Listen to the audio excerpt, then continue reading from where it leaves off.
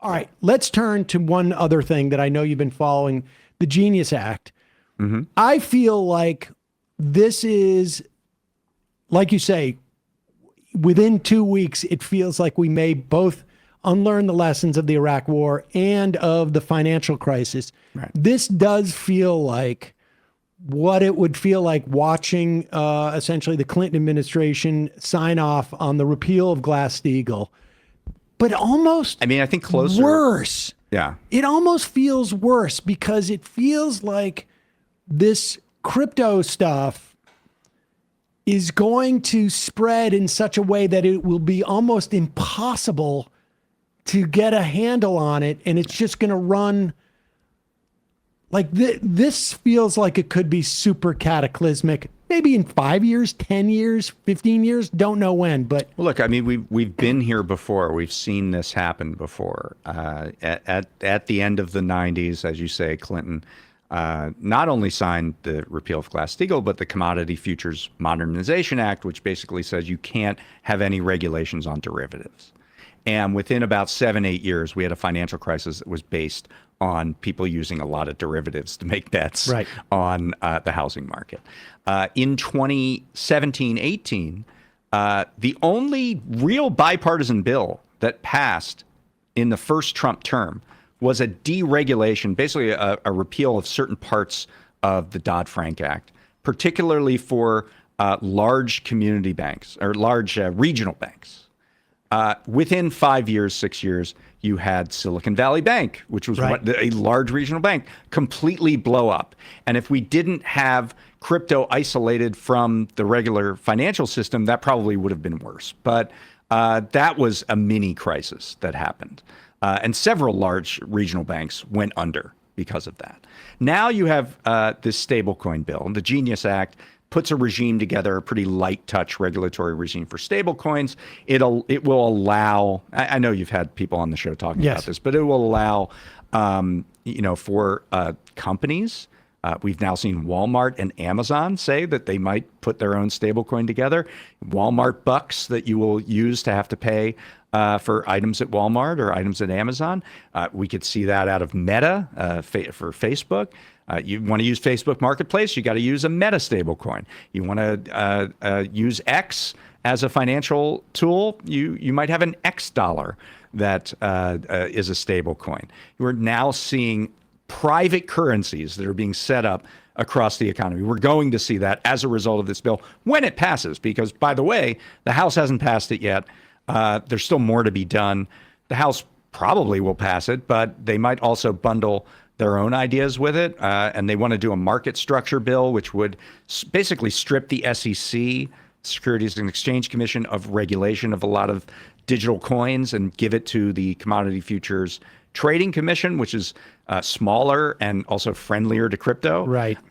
So, there's still work to be done. It remains to be seen. But the Senate passed the Genius Act this week with, I believe, 18 Democrats that were in support, along with pretty much every Republican. And that, of course, is because, almost explicitly because of the enormous crypto money. But it feels like, broadly speaking, what it feels like we have now is essentially like the problem we had with shadow banking, except for it's really just creating a whole new class of banks, but without any of the capital requirements, essentially, of actual banks. And I guess presumably allowing for all sorts of other derivatives and financial products that would come out of it on the back end and could theoretically be traded. Like you could have secondary, tertiary markets trading on the Walmart dollar or whatever they call it.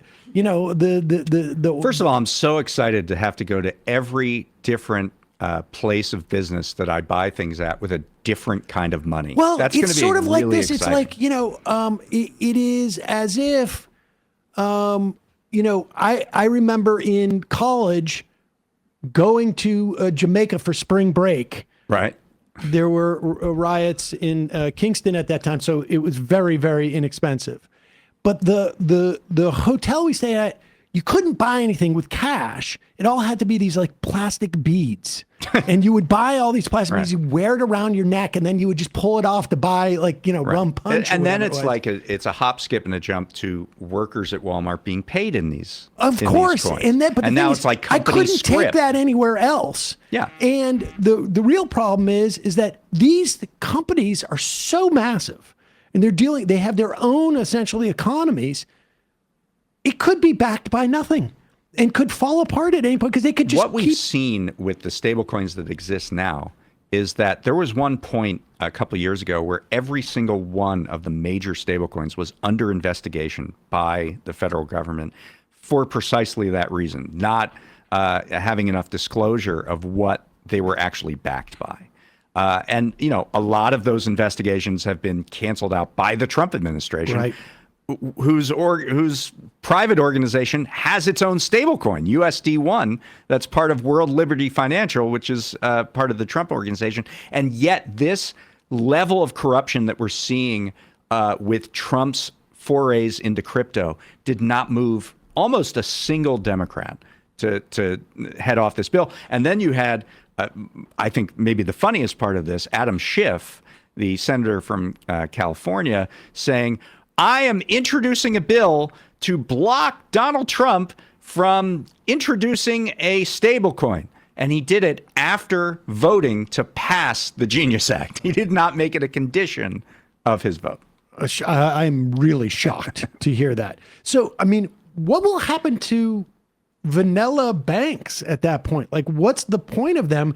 It seems to me they'll just move their operations into the bank will exist over here as this sort of some type of like side project. And their main business would be to be these sort of like unfettered by regulation banks. One of the amazing things in my view is how community banks did exceedingly little to try to fight back against this bill. There were some community bankers in a couple states, Texas, Illinois, that actually opposed the bill and worked to lobby Congress against it.